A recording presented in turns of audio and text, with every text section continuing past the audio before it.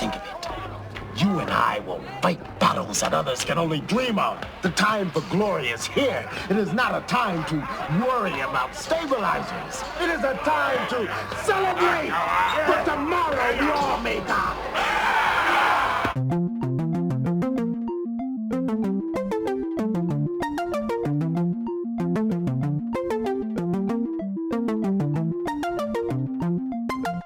Hello everyone, Editing Maggie popping in here just to give a content warning for this episode. There will be some discussions about sexual assault via coercion or blackmail, just to give you a heads up. Other than that, I hope that you enjoy the episode. Hello everyone, welcome back to Fully Functional, a TNG podcast. I'm Maggie, joined by Jeff and Dory. Yo. Jeff and I are Star Trek veterans. We're veteran Trekkies. And Dory is now upgraded to a Trekkie rookie. Yay. And congratulations on your promotion, Ensign. Yeah. Thank you. I will treasure it.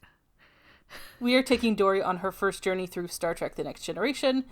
And today we'll be discussing the first episode of season 5, which is part 2 of Redemption. Original air date September 21st, 1991. And as always, we'll take it to Dory for the recap. Okay, so bear with me. I watched this episode 2 days ago, and I remember very little of it. So we're going to be using some notes, because also this was a very thick episode. Okay, so we start off space chase.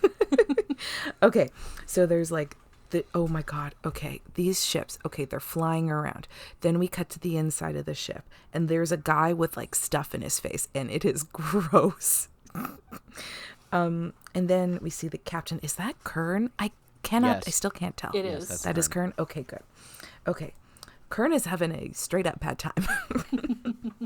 And Worf is like, look, we got to go because this is not working out. They're after us. But Kern's like, no, I've got an idea. And they're all like, we're getting real hit. And I think like some of the other like floors, I don't know, something happened, like something else is damaged. But Kern's like, no, it's cool. I got a plan. So they fly really, really close to this sun and then like, go up last minute, and the other ships that were after them didn't think about that, and they apparently were planning to just fly right into the sun because like they don't slow. And I was just like, you do realize, guys, that they were not gonna fly into the sun, because like they were just gonna fly into the sun regardless? Because that's what it feels like. They were just... No, I think the whole plan was to... I know it was to like, like not a trap, but like to like misdirect. Yeah. But to me, it felt like if these guys were flying right into the sun, these guys were going to fly right into the sun after them. Oh. So even though they got away, they still flew into the sun. So I'm like, you guys were always going to fly into the sun, I guess? That's an interesting choice. Look, this episode has several issues like that, where they didn't really think that part through the whole way, and they were more focused on having like a dramatic moment. And honestly, in most cases, I'll forgive it. There's a big one later on that I do not forgive it for, but that's something we'll talk about afterwards. Yeah. Okay, so now the Enterprise has arrived at Starbase 234 to make a proposal to Fleet Admiral Shanthi. Fun fact about this. This is the first admiral in Trek history who has like a visible accent like this, like specifically like an Afro-Caribbean accent. There was kind of an infamous moment when they were casting Geordi, where the casting call flat out said no quote-unquote street types. Yeah. Oh, they were looking for people of color who were more assimilated seeming, essentially. That isn't the term they use. They use the street types term, which is why that's infamous. And so this moment in Trek history is interesting in that she's kind of a throwaway character, but They just ran with it, and there was no problem of it. There was no acknowledgement of it. It was just, no, this is normal, and it's fine. And I appreciate that. Yeah. So, okay, they're like, there's been 3 major engagements in the last 2 weeks, all won by Team Duras. And, oh God, I hate Duras, but I love saying his name. But Shanti is like, why do we care? And Picard's like, well, I feel like we really should, because, like, if the Romulans win, like, they're Team Duras, like, we're fucked, so maybe we should care a bit. So Picard's like, here's what we gotta do. We gotta stop the flow of supplies between Team Duras and the Romulans. It's gonna get old real quick. No, like saying no, it's not. Okay, so they need to stop the flow of supplies between the Romulan Klingon border, and then there's just like a man with white hair who just like says nothing, who's in this scene, and then gets up and leaves with Shanti, and I was like, he's Admiral number 2. I love when they do this, because I'm surprised they didn't give this guy a name. This guy could have been my was Thomas Henry from last season, who they show up, makes it seem important, and then doesn't say a word and leaves. But they didn't give this guy a name, so sorry, white hair guy, you mean nothing to me. Okay, so then Riker goes, nicely done. I hope we know what we're doing. And Picard goes, so do I, number 1. Okay, so basically they're putting together the A-team. So they're like, any ship that can fucking fly right now, come join the gang, because what is it that from Mean Girls, like, get in, slut, we're going shopping? Oh, yeah. I don't know. That's basically the vibe. It's just like, we'll take anyone. Everybody, come on. Let's go. So Riker will captain the Excalibur, and Geordi will be his first officer. In which, when they said that pairing, I was like, ooh, I like this. I thought we were going to see some of it. Unfortunately, we didn't. And No. I feel like, what a missed opportunity. That would have been such a fun duo. Mm-hmm. So, yeah, that's kind of a bummer, but I'm hoping we get to have a Riker Geordi, scenes in the future where I don't know what they do. But something. I hope they get a storyline together. Mm-hmm. Okay, so they're on the ship. And then we see the video screen, which, like, why did the video screen of, like, I think it was Riker and Geordi on the other ship, why did that look more HD than the video we were watching? That's a good question, actually. Like, it looked very good, but I was like, what is this green screen nonsense happening? But I'll allow it. Okay, so then Data is like, wants to know why he wasn't put in command of a ship, and when Picard needs, like, everybody, and Picard's like, Data, you will take the Sutherland. Which goes interesting. I honestly absolutely love that scene, specifically for the fact that Data is essentially guilting Picard into it. Yeah, he pulls the race card. He's like, well, if you think an android can't captain, I understand. This was an interesting episode for Data. Mm-hmm. Data's like, I'm here and I'm ready to give no fucks, and we're going to do what I want to do. Yeah. It was a good time. Okay, so now we're at a bar, I guess, and there's, like, Klingons basically, like, fighting with each other, and this is basically what I picture when people use the phrase "boys will be boys." It's just, like, stupid fighting that makes no sense, and it's what are you just talking about? They headbutt, like, for fun. Oh yeah, I love a good headbutt now and then. Yeah. So, okay, we meet Captain Larg, who tried to kill them yesterday. And then Larg goes, good to drink with you, Kern. May you die well. And then Kern goes, die well, Larg. Which, I don't know, just the way they delivered that sounded very funny to me. Mm-hmm. Die well. Okay. Because it didn't seem, like, meaningful. It sounded a little bit more sarcastic, especially from Kern, and I liked it. Hey, Batman, so freeze well. So then Worf is like, hey, how can you guys like drink with these guys? They're the fucking enemy. Christ. Because Worf's a and- conservative. Yeah, but do you really want to hang out with people who just tried to kill you? I mean, it's not about that. Keeping in mind, at this point, what Curran is talking about when they have this discussion is that he is laying out that they are warriors in a great battle. Yeah.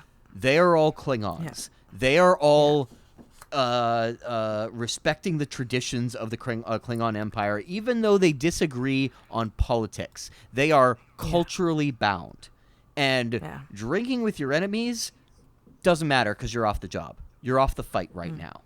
Can separate the personal from the professional. That's exactly what it is.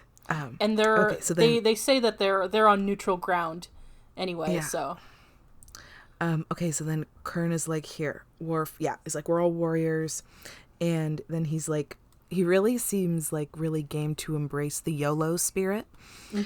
Because he's like, goes, it is a time to celebrate, for tomorrow we all may die. Come, let us, the sons of Moog. nice. I said it right? Yes, you did, actually. Live this night as if it were our last. I'm like, Kern, you're just YOLOing and have fun. Okay, so now we go to the Dura sisters. And they're talking about Worf. And what did I write? They're like, oh, he's not like Kern. Okay, I remember the scene because I actually laughed out loud. So they're in the bar also, and they're chatting. They're like, oh, Worf is different. And then in the background, literally between their faces, Kern and Worf are headbutting each other. It's so funny. Like, Worf is different, and they're just smacking each other in the heads with their heads. And I'm like, yeah, he's so different. And then I'm like, ooh, are they going to make Worf an offer he can't refuse? No, they don't. He can refuse real easy. Yeah. Yes.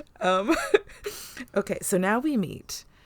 Okay. Well, they're so up their own ass, they think he can't refuse. Yeah. Okay, so now we're on the Sutherland, and we meet Lieutenant Commander Christopher Hobson. I thought this man was the same man. Do you remember the episode, I don't remember if it was season 1 or 2, when Geordi was left in charge and that guy kept trying to mine him? I legit thought that was the same person. He has the same attitude. Yeah. Well, he has the same attitude, but my roommate has a thing which we jokingly call white man blindness. Yeah. And I'm worried I'm catching it. Because this man, I had to look it up and be like, this is a different person, right? Yeah. This is fully a different person. Okay, so then I wrote Data is here to jack your ride. Because he's like, I'm in charge and we're going to do things my way, because Chris is not interested in listening to Data because he's racist in the android way. Well, Chris is like, hey, I'd like to put in a transfer because he says he doesn't think that he'd be a good first officer for just Data. So gasp, he doesn't believe in Data's ability to command the ship. And Chris goes, it's just like how he doesn't think a Klingon would be a good counselor. He doesn't think an android would be a good captain.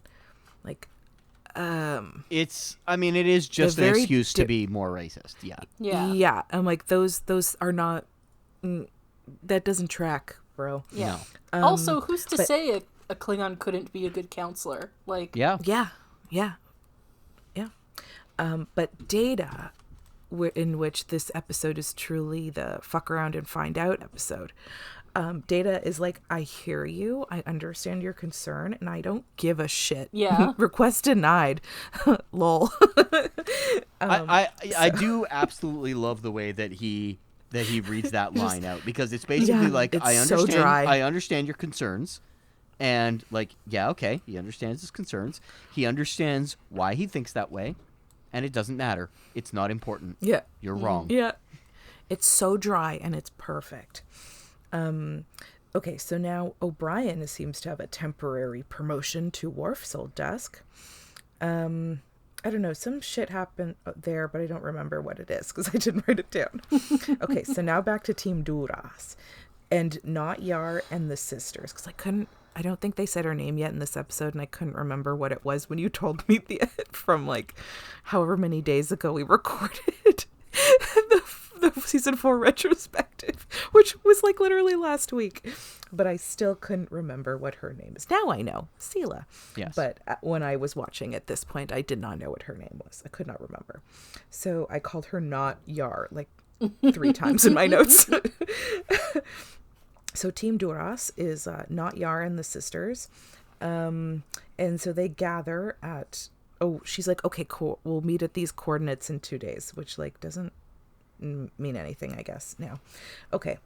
I mean, there's a lot of, in this episode, there is a lot of dialogue pertaining to a political war that is going on, and so much of it is literally just war drama jargon, because none of this has been laid out. Like, we don't have maps, none of it matters. It's a bunch of jargon that is meant to say we're winning or we're losing, and that's it.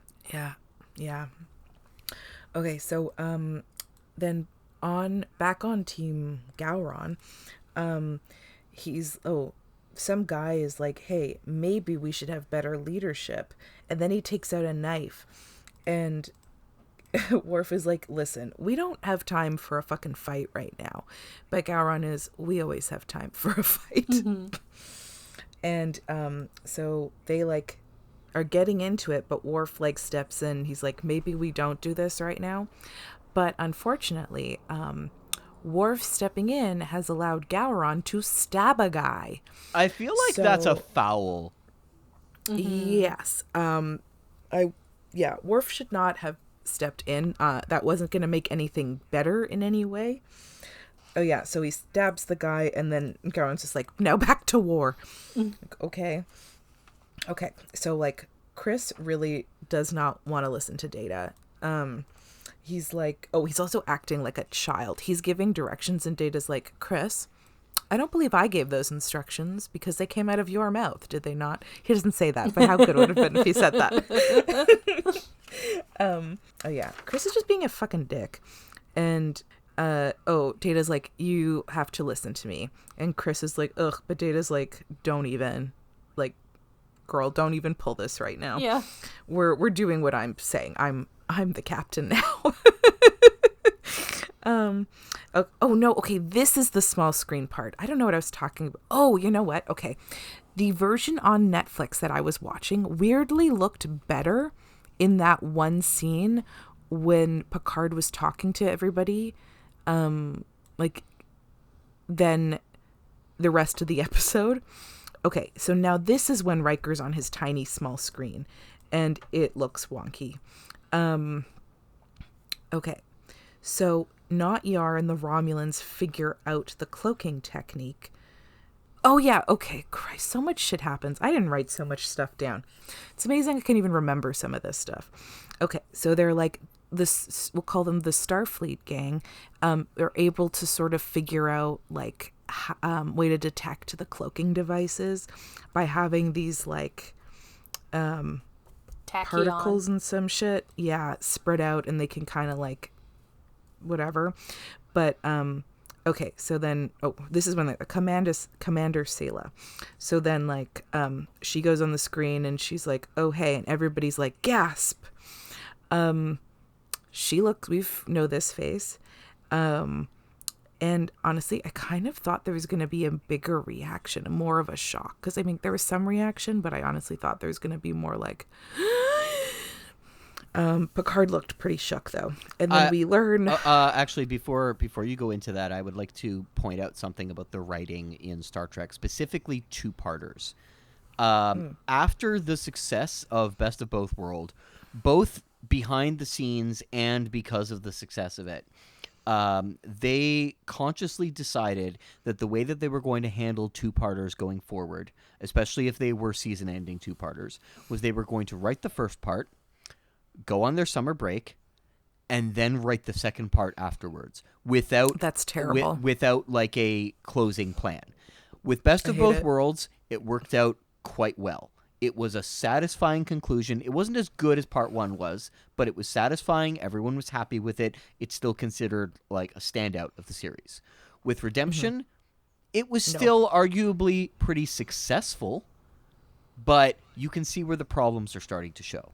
And you will see that in more two-parters going forward.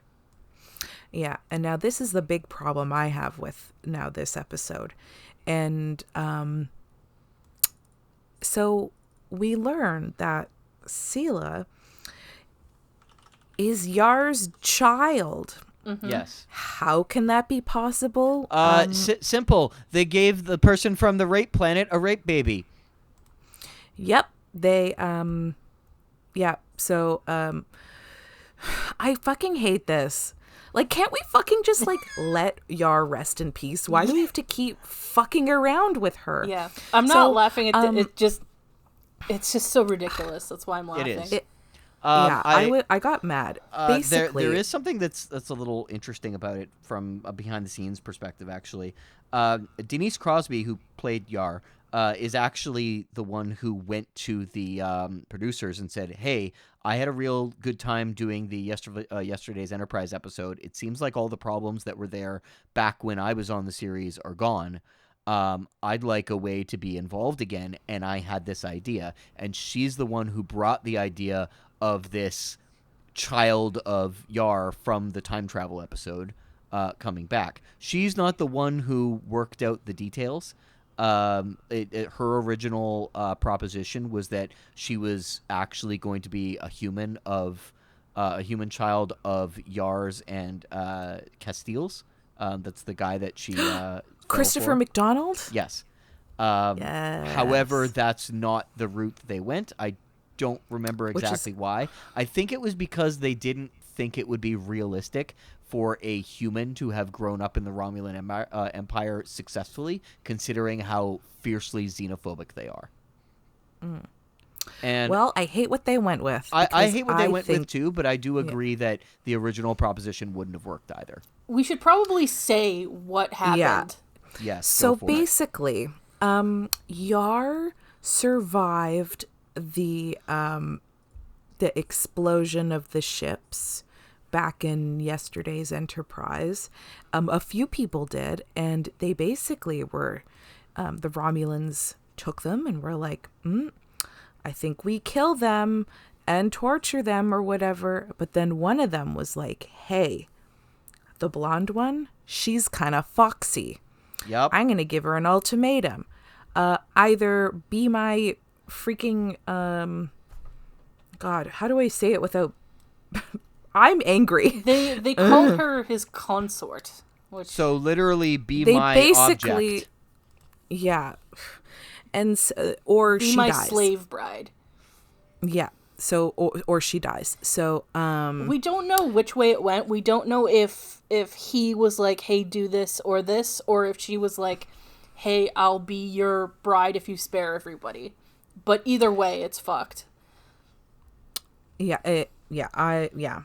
And then so Sela is the product of this, super healthy relationship. Obviously. Oh my God.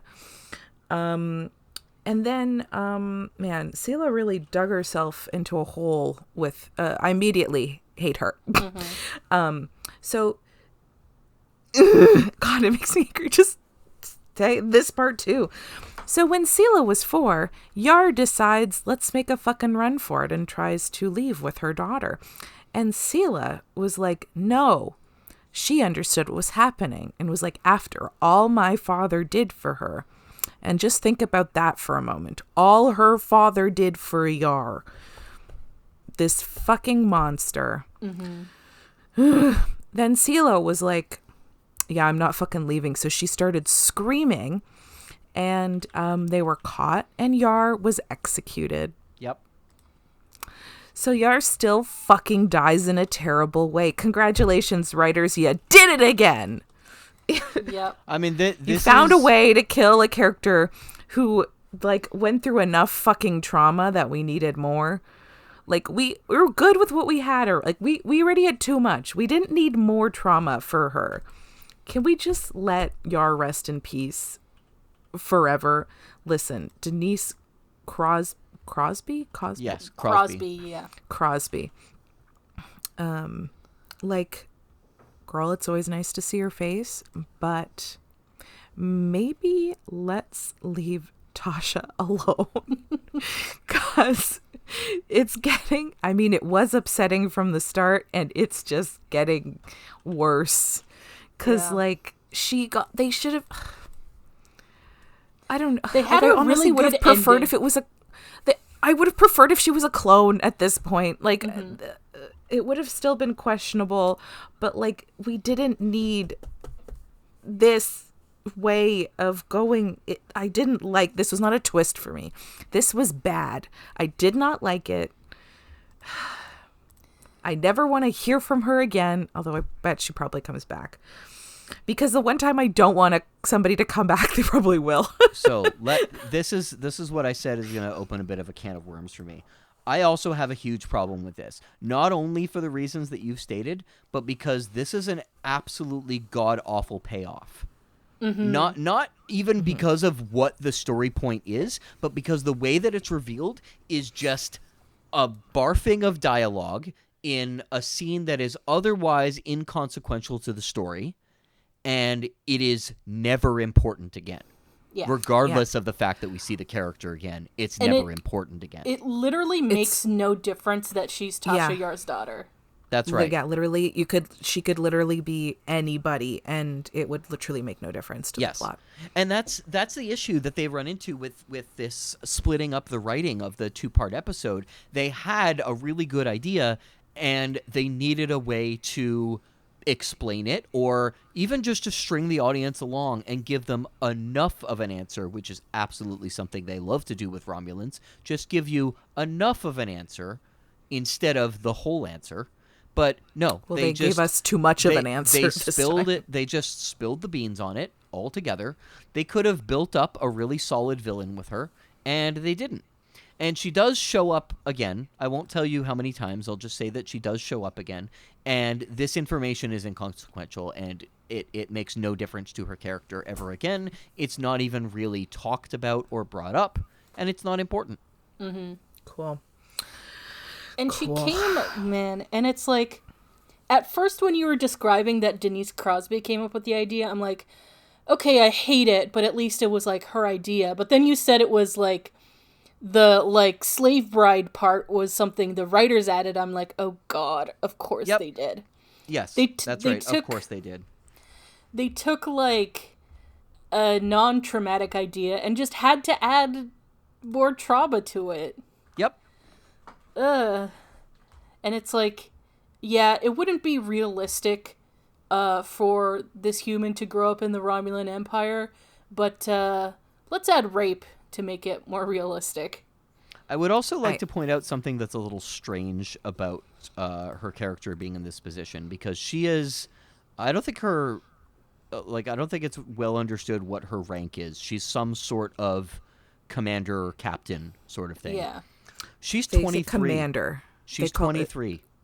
But that's a child. Yeah. Mm-hmm. She's How old 23. is fucking Toril? They literally said the destruction of the Enterprise C 24 years ago, and I was born within a year of that. She's 23 years old. Mm-hmm. Oh my god. Well, maybe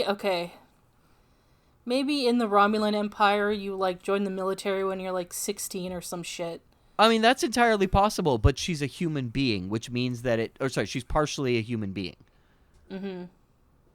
Because she's only half human. So, yeah. But that would indicate to me that her mental development would be similar to a human being. And every other Romulan that we see is hella old. Yeah. I don't know. I think that's like the least concerning part about all of this. Oh, absolutely. It's just a dumb point. It's just another reason why this is like ridiculous. Yeah. It was a really interesting reveal, but it does not pay off. Yes. Yeah. Yes, it definitely does not. Yeah. Okay, so back to the recap. Okay, so then like Troy is like, yeah, she believes she's Yar's daughter. But also Troy also suggested maybe it's a clone, and I was like, haha. I think that was my guess for this episode also. So thanks, Troy. Yeah. And then okay, so Guinan now shows up to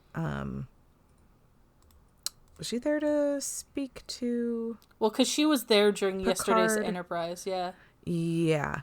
And I just in my notes I was like, did we note there was survivors? We didn't, right? No. This is like brand new information. Yeah. Okay. So I fucking hate it. Meep. Oh yeah, they also try to like low-key blame it on Picard. Yeah. Because they're like, you sent her to the ships, so it's your fault. You're responsible for the whole situation. I'm like, I feel like that's a reach. Yeah. Because by that logic, nobody blamed Picard for her death. So why would you blame Picard for a Romulan deciding to be a fucking monster? Yeah. So make it make sense, gang. Okay. And it's like, you're supposed to hate Sela because she is supposed to be a villain. I do get, though, that, like, a 4-year-old would be like, hey, you're taking me away from my home and everything I know.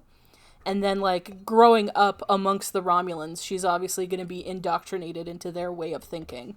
Yes. Yes, absolutely. Okay, so now we're back with the Klingons, and Kern's like, a Klingon does not postpone a matter of honor. I don't remember what the context of this is. Who cares? But Worf is like, hey, maybe we stop fighting and challenging each other for the leadership until like one of us wins. And Kern is like, no, forget it. We're just going to keep being Klingon and until like forever. We're just going to keep going. Okay, so then like Kern leaves and two guys like rush Worf. Okay, not gonna lie, I fully laughed at this. It's not funny, but it was funny. So I feel like that scene kind of exemplifies how dense this episode is, because they come in real fast, do their shit real fast, and drag him away real fast. Okay, but they struggle on the stairs. Yes. So they rush at Worf and they drag him away. And then in the background, you can see they're struggling to pull him up these stairs. I was like, it's so funny. Like, poor Worf, but also, oh, these guys are struggling.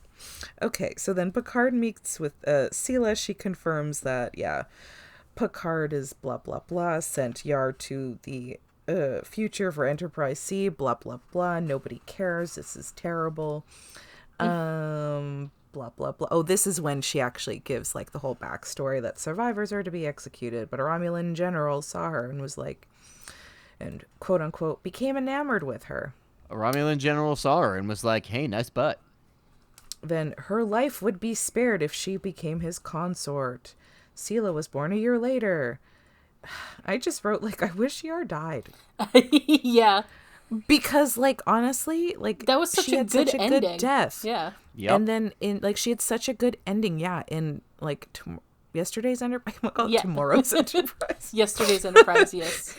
Yeah. So, yeah, I'm just like, Christ, can we, like, not?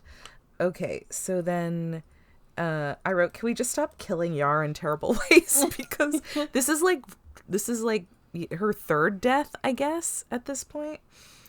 Like, can I stop? Yeah. Can we, like, I need to stop mourning her. Like, can I ever just, like, not?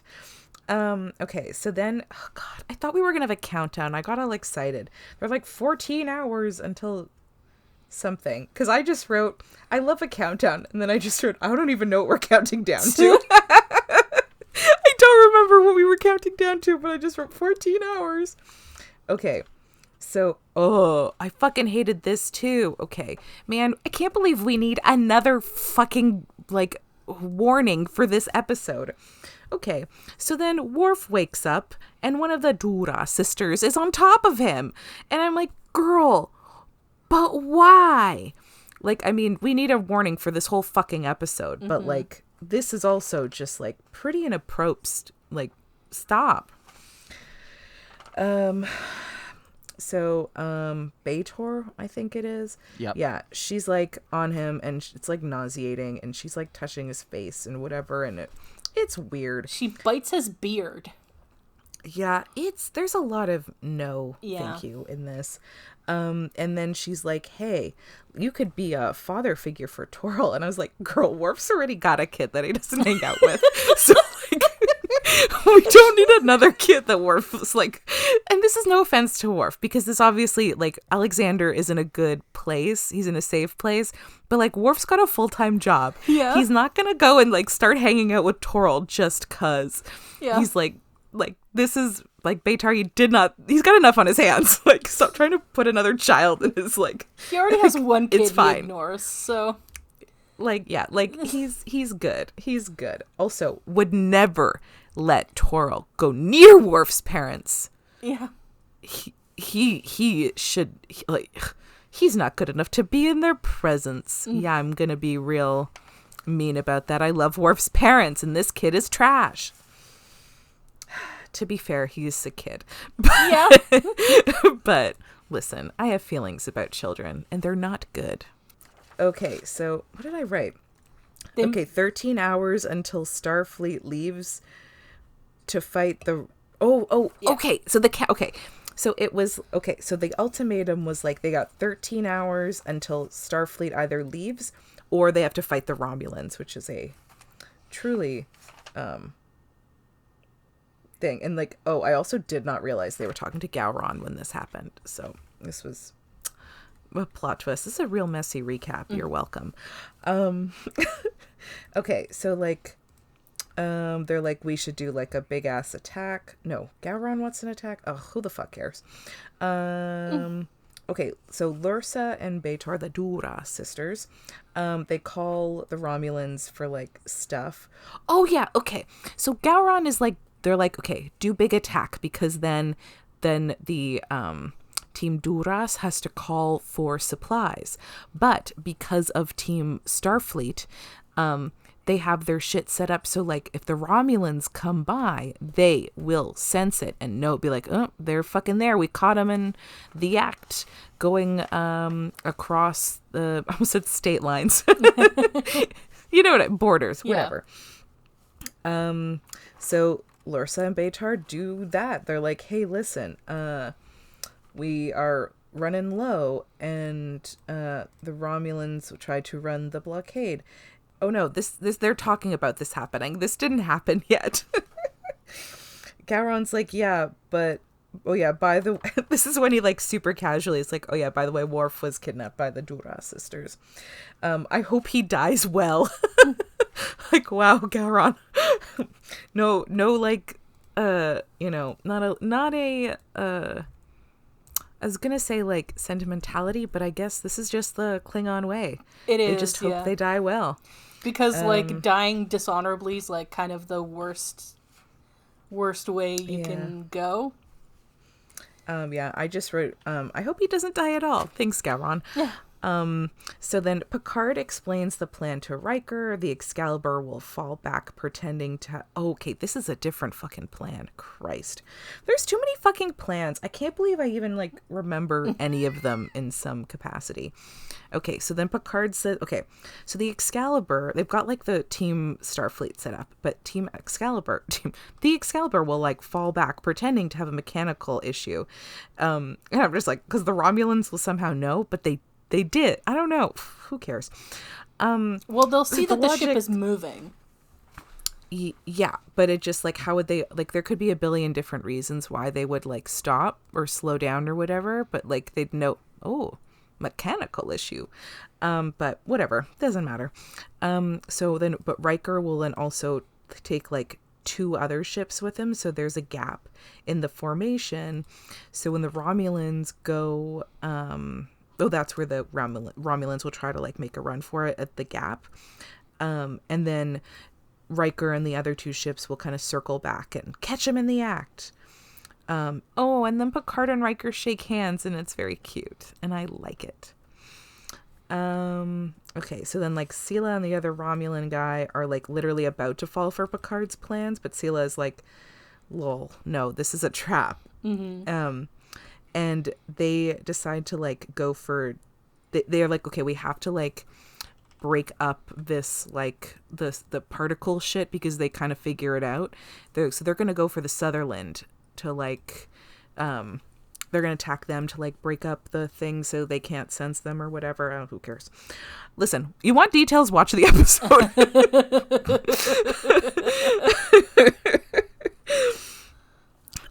So then, okay, so they're going for the Sutherland, and they're like, okay, they're telling everybody you gotta like rendezvous at a place, but Data's like, listen, I know what they're doing, but the Romulan ship has got the tachyon particles on them, so they can kind of be tracked. So like Data is like, okay, we're not meeting up at the rendezvous point, we're gonna follow them. So Data gives his orders, but Chris is like, we're not machines. You don't care about us. But Data's just like, bitch, follow your orders or you can fucking leave. Yeah. And then Picard is like, Data, what are you doing? Data. But Data's on the hunt. He is searching for them particles, and he finds 3 fucking Romulan ships out there. And Sila's like, oh, well, shit, later days, guys, we've been caught. So she's like, yeah, bye, Duras sisters, you're on your own. We're not hanging around for this. So then Chris sees that Data was successful in this and is like, calls him captain. And I'm like, oh, wow. A tiny bit of respect. How nice, Chris. Thank you. We're so honored. Cut to the Klingon capital city's on fire. Great. I wrote the Dora sisters are like, kill him regarding Worf. Do they try to kill Worf? They do, yeah. They did the guy, but then Worf's elbows save the day. He just like elbows these guys like meh, meh, meh, meh. I wrote, but Worf's elbows are like, not today.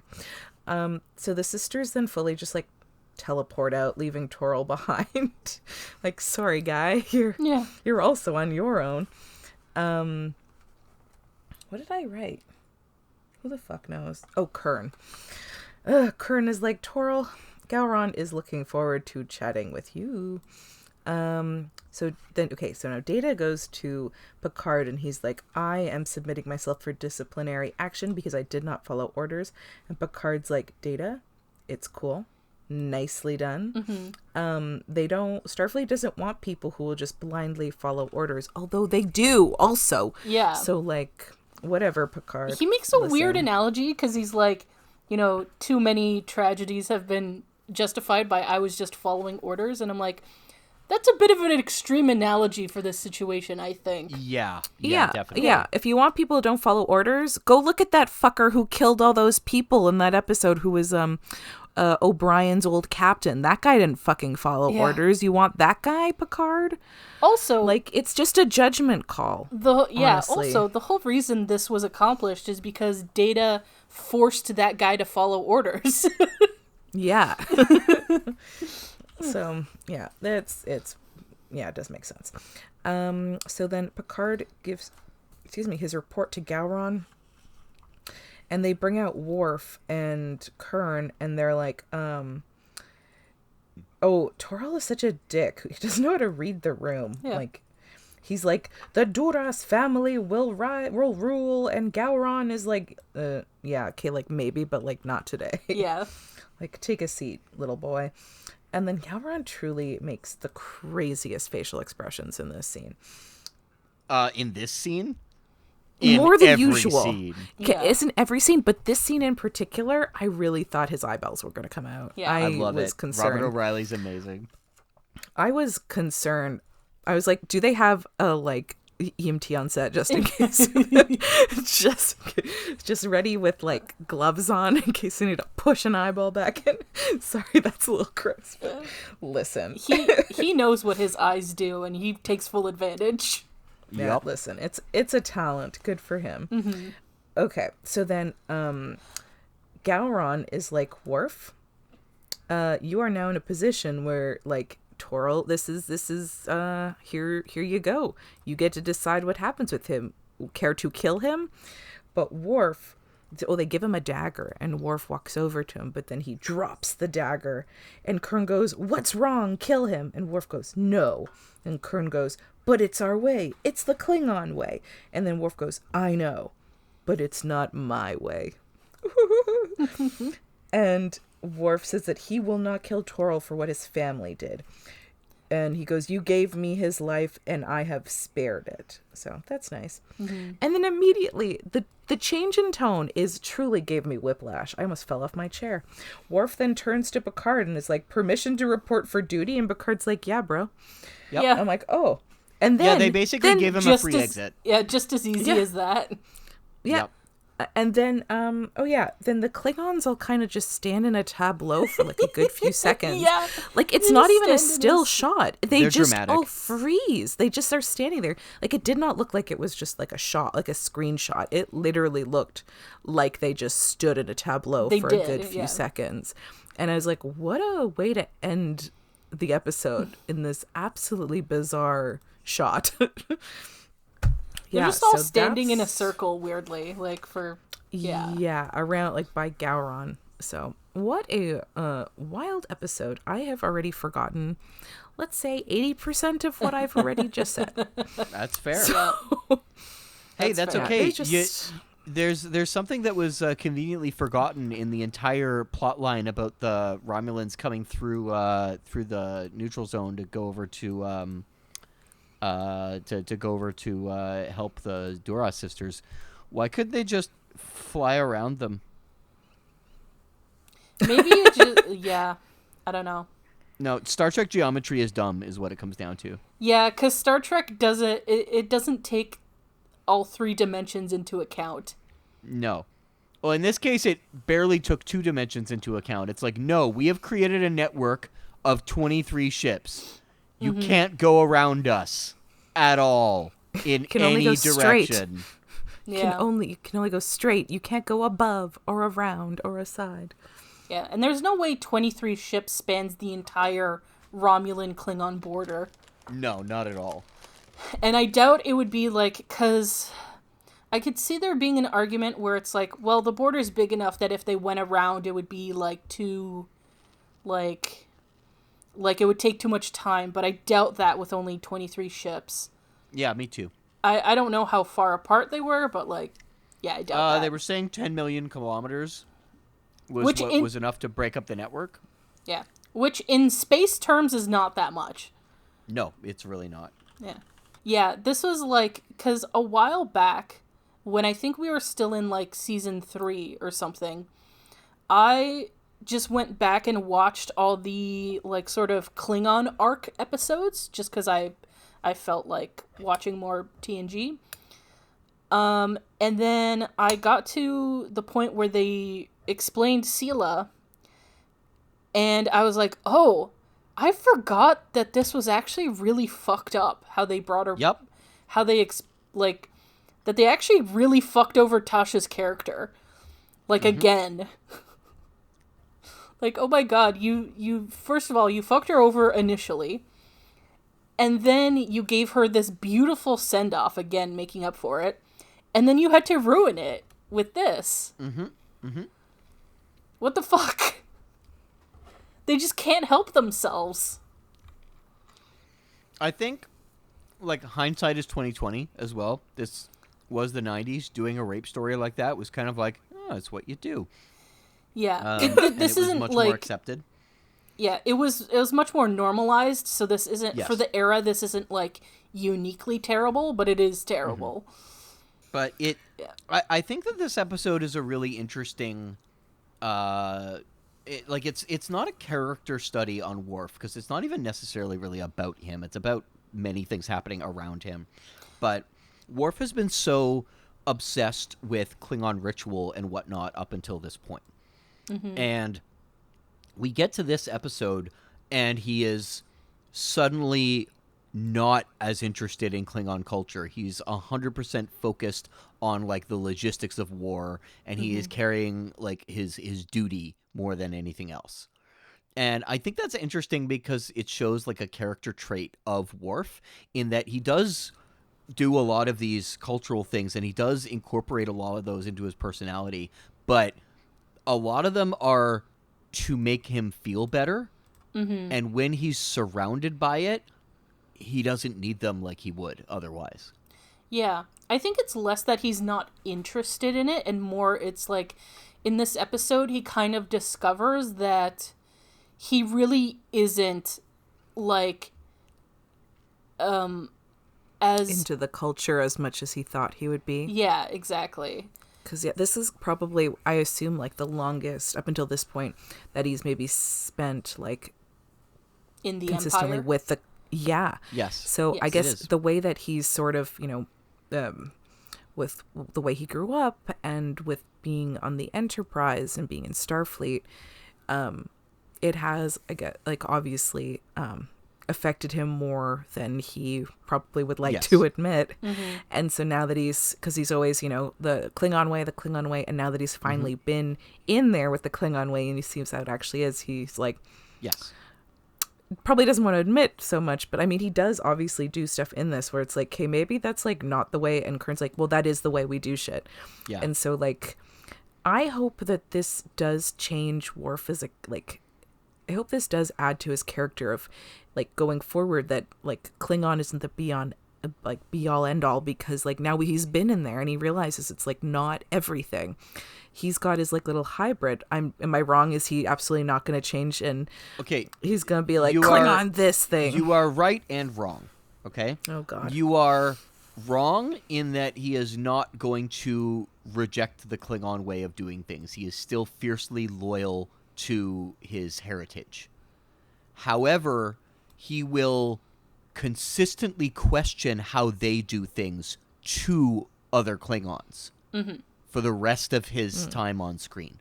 That will never stop. His relationship with Gowron gets really complicated and gets actually quite interesting once we get to DS9. But it's... I'm not what saying happens? What happens going forward is consistent with somebody who has made a culture so much a defining part of their personality and is unwilling to let it go. Yeah, because he is unwilling to let it go. Yeah, there definitely is a shift in the way that Worf interacts with Klingon culture. Yes. Like he obviously is not going to like let go of his heritage and stuff, and still wants to like. We wouldn't want him to. No. I mean, obviously, he still clings on to that very tightly, but he clings on to it. He clings to it. That was unintentional, but yeah. But yeah, sorry. I think this episode, I think this definitely represents a shift in how he views the Empire. Because before, I was complaining that, like, a lot of his decisions were always, like, everything for the good of the Empire, like, kind of being a little bit unquestioning of like, the workings of the Empire. And I think this represents a shift where he actually does start to question how the Empire runs and how, like, the sort of politics works. Good. Because that's the character development I want to see in a character. Because in this episode, these are, like, decisions that, like, I said, like, my biggest pet peeve with Worf in this series is the decisions he makes. But for the most part, I kind of agree with his decisions in this episode. Yep. Mm-hmm. Yeah, like, I think so too. Like, the bit in the bar about, like, not drinking with the enemy and stuff, like, that's whatever. I think Worf is maybe a little too uptight about that. And it's like, that's like, yeah, that's just a culture thing and stuff. But him being like, yeah, maybe we don't have time to fucking, like, challenge each other and shit. Like, I think he was right about that. Yeah, I agree. That he, like, didn't kill Toril. The child? Yes. Yeah, and obviously that decision as well. Which never bites him in the ass. I don't think it does. No, I'm being serious. That never bites him in the ass. Yeah. Toril does show up at one point, way later. But it's, his show up is so inconsequential that it's like it's important for the episode, but it doesn't matter who shows up. It just happens to be him. Oh, I don't remember that at all. I know you don't. I didn't remember it either until I looked it up and was just like, oh, he does come back? What the fuck? That was him? All right. Yeah. See if I remember even who he is by the time we come around to that. That will literally be years down the line, so no, you won't. Yeah. Oh, yeah. I don't know how I feel. Like, maybe I give it a 7.25 out of 10. This episode? Yeah. There's parts of it I liked, but I think I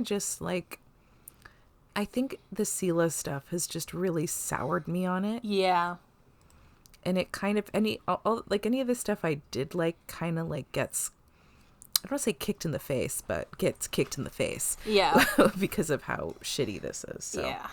Because I like this episode because I do like, even though I hate the Sela stuff, like I hate what they did to Tasha's character, and I hate that like it really has no point. Like Sela does not affect the story at all. Her being Tasha's daughter does not matter. However, I do kind of like how they wrapped up, for the most part, how they wrapped up this whole Civil War thing. Like I thought the sort of detection net was neat. That was a neat idea. That was an interesting way to get around the like non-interference policy. Even though, isn't like Picard strategizing with Gowron like interfering? Yes. Like none of it makes sense. If we go from the last episode to this episode, it does not make sense. What I would have liked, I did like that. I like that all these ships came together to help. I would have loved to see like other ships. Like I know probably budget wise they didn't want to do that, but it was it budget. didn't feel it didn't feel like as cohesive of like, oh, we got a big ass team of 23 ships. Because we don't even really get to see Riker and Geordi on their ship, really. We just see Data being disrespected. Yeah. I did like the Data bits of this episode also. Yeah, yes. I thought that was a well-told story. Yeah, and it was nice to see like how Data like can command, and he knows like when to like be stern and stuff. Because it's very shocking to see Data be like, do it.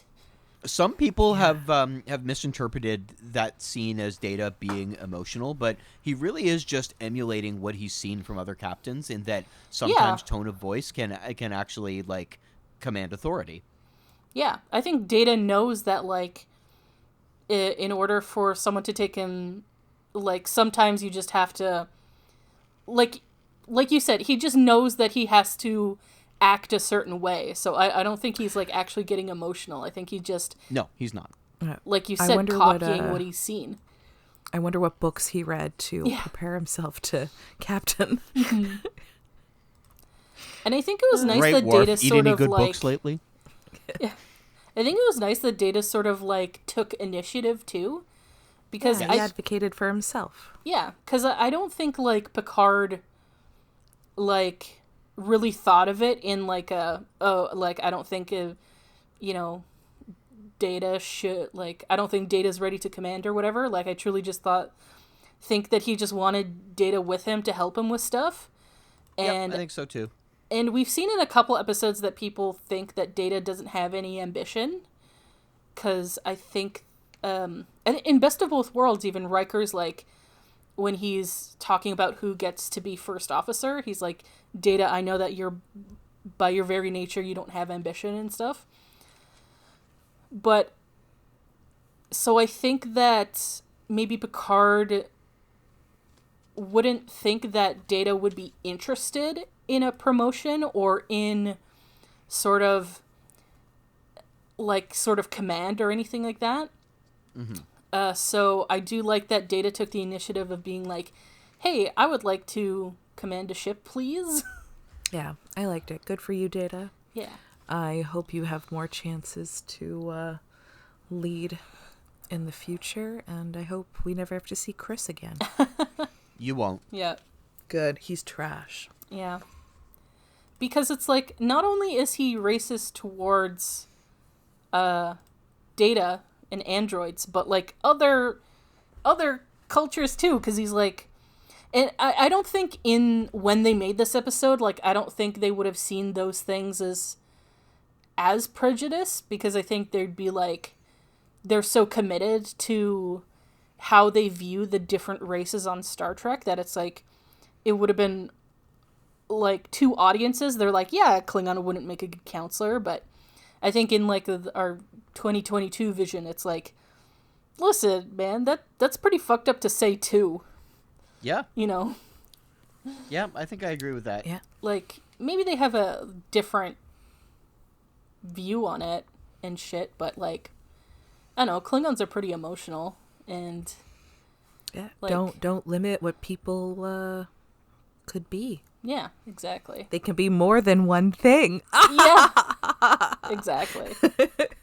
I guess we should move on to favorite moments and stuff. All right. Favorite moments. Okay. Well, I did like the Kern and Worf at the end. The when Gowron gives Worf custody, I guess, of Toril, and Kern's like, "What's wrong? Kill him." And Worf's like, "No." Kern goes, "But it's our way. It's the Klingon way." And then Worf's like, "I know, but it's not my way." Mm-hmm. I liked that. Oh, I liked Kern going, "A Klingon does not postpone a matter of honor." I like that Kern was ready to YOLO. I like that Picard and Riker shook hands.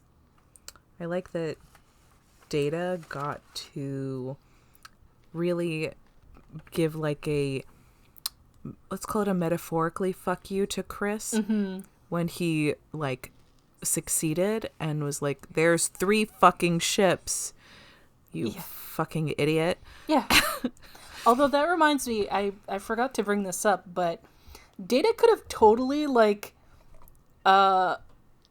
when Picard was contacting him, Data could have totally just been like, "Captain, I think I can reveal them. Give me a sec." Yeah. Like, yeah, but what if they're Data could have said monitoring something. What if they're monitoring what you're saying? Could be, yeah. He could have that said was like, that was my thought on it, because like the Romulans are pretty sophisticated at that sort of thing. Like, Yeah. how did they know that ship had an android captain? Where did they get that information? that's true. Well, yeah. Well, he could have maybe just said they- like, I guess he did say, "Give me a sec." He said, "Stand by." Yes, he did. Yeah. I just think there could have been a little bit more communication instead of just saying nothing. I wanted it to be exciting. I have to agree, my favorite bit is where Worf spares Toril's life. Because that's like, I think that's sort of the turning point for Worf. Yeah. Yeah, that's a And- very good moment. Yeah. I also like when was his name Chris, the asshole guy? Yes. Yep. Yeah, I like when Chris is like, "I'd like a transfer," and Data's like, I understand your concern. Request denied. I thought that was really good. You know what I really like about that moment, actually? It gets the audience to laugh at the person's prejudice, and that is Yeah. the best way to shoot down prejudice. Yeah. Because I also like that, because I like the sort of fake out, because it seems like Data is going to like transfer him, like accept his request, and he's like, "No." Yes. And it's like, "I don't care that you don't believe in me. I'm in charge." So, you know. He's like, "I believe in me." Yeah. Data's very good at establishing his authority. Yes. For me, I think that the standout moments in this episode, a lot of them come from Kern. The thing Yeah. is that like we haven't got as much Kern in other episodes as we did get in this one. This is really his like a lot of it is a story revolving around him, even though it isn't really about him. He does so much to it. He contributes so much to what's going on in it, and the action scenes that they do with him, like the scene where he's captaining a ship. That entire sequence shows more leadership than we got in the sequence of Gowron captaining a ship in the previous episode. And the thing about Tony Todd is he just carries this character so fucking well. Yeah. It is a joy to see him on screen. And I fucking love it. His interaction with Michael Dorn is fantastic. The two of them have so much excellent chemistry with one another. Yes. And it's great that after getting shot down in the previous episode by him, basically being told, like, no, this is Worf's decision. I'm the older one. Now Kern's the authority. Kern's the one who's saying, no, look, this is the way we fucking do things. You're in my house now. Oh, and something He's the captain now. Yeah. Something Yeah. we didn't mention also is that there's a moment where, like, Worf is, like, complaining about Gowron, and Kern is like, oh, so Gowron doesn't suit you now? It's like, you're the one who fucking convinced me to back him, so we're done discussing this. You know? And I think also it shows, like, I don't know if this was their intention, but for me, someone who did not agree with Worf's whole approach to the situation, and you saying, like, the leadership that Kern showed, like, in that scene, it's like, it just shows that how big of a mistake this was. Yes. Backing Gowron. Yes, absolutely. Like, I don't know if Kern's forces would have won. Like, maybe they would have had less of a chance against, like, Duras and the Klingons and the Romulans, but I don't know. I feel like, I don't know. They had lots of military politics jargon on their side. I think they had a chance. yeah, and I think Kern had, like, a much, like, because Gowron, it, like, he has, like, the tradition and law on his side, but I think Kern really had, like, you know, Kern has both command and drive. yeah, command and drive, and I think, like, charisma. Like, And he's a team player. yeah. He gonna write really his has resume. that, like, he really had that sort of, like, you know, that appeal of, like, fuck the status quo, you know? Yes. Well, Yes, I still give him a lot of credit for that. Yeah, I assume we'll see him again because I like Kern. Yes. Several Sweet. times, I believe. All right. Nice. Okay, so that brings us to predictions for the next episode, which is one of my favorites of the series. Ooh. The next episode is called Darmok. Okay. Yeah, that the name won't really make sense until after you watch the episode. It gives you no clue. Yeah. So, in this episode, the Enterprise has a meeting with aliens whose language is indecipherable. Okay. Oh boy. So they struggle to communicate. Don't we all? Okay, we're gonna go a little. It's not left field, but we'll call it like. I was trying to think of a baseball term, but I don't fucking know baseball. I was like, is it infield? Is that a thing? No. Then I was like, is it a foul? Because it's like close, but also like kind of off base. I don't know baseball. An infield, the infield is a thing, and a foul does kind of make sense. Okay, because I play Wii baseball before, so so like I remember like on the screen it's like foul when you like hit the ball, but it didn't like go anywhere or went behind you. I say that like I didn't just go to a baseball game a month ago. Go Jays go, I guess. We lost terribly, but it was a good time. I was in the bathroom when a historical moment happened, apparently. Yep. Some guy hit like a home run, like Aaron Judge beat yeah, he I was tied the there, but I record. was in the bathroom. Yeah. Yeah, it was the Yankees game. My company went for the game, and we wanted to see our like names on this. Like they were doing like a welcome groups thing, so we wanted to see our name up there. and they like put the company, but we were waiting for this inning, but like I had to go to the bathroom so badly. And once they showed the thing, I was like, bye, I'm going to the bathroom. I drank a really big Coke. And then when I went back to like go inside, people were like screaming, and I was like, what's happening? But they wouldn't let us in. Finally, they let us in. I went inside in my seat, and they're like, you missed the historical thing. And I was like, what historical thing? I don't even know it was supposed to be historical. Yeah, so so there, okay, it takes a little bit of there's two divisions in baseball, the American League and the National League, and the Yankees are in the American League. Aaron Judge tied the record for the most home runs in one season by an American League player, so in the American League. Good for him. I'm very happy for him. He's since broke that record. Well, okay, so then this is it. So then the fact that I missed this historical moment. Honestly, I had to go to the bathroom so badly. I drank a $10 cup of Coke. Mm-hmm. But you got a big glass out of it, or cup. I took it home with me. Yeah. This thing was so okay. I had to climb up that stupid fucking ramp to get up to the top, and I had to walk from work. Work was a 20-minute walk from the Sky Dome. Get there. Oh my God, I'm so off track with this, but here, listen. Okay. But I get to the top, and I go to the guy, and I'm like, can I have a cup of Coke? And the guy just gives me this, like, it was I don't know. It was like a plastic reusable Blue Jays cup, and it was like the height of my head. And I was like, oh my God, because like I paid for it before I saw it, and it was like $10 and whatever cents. I'm like, is it going to do my laundry? And then I got it, and I was like, this is fucking huge. And I spent the first 6 innings drinking it.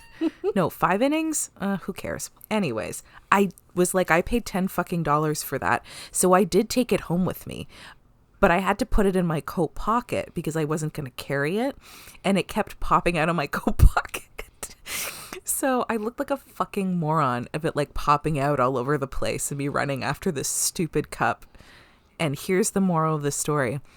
Worth it. 100% would do it again. I love this cup. It sits in the kitchen, and it's incredible. I love this cup. We'll never get rid of it. Mm-hmm. That's why I've seen worth the $10. I've seen TikToks about this very phenomenon. The best water cups are like those collectible cups you get from like the movie theater or the baseball game. That's like, the fucking incredible. what-off like fucking Star Wars cup, that they had. Yeah, I look like a moron drinking it because it's so big. I need both hands.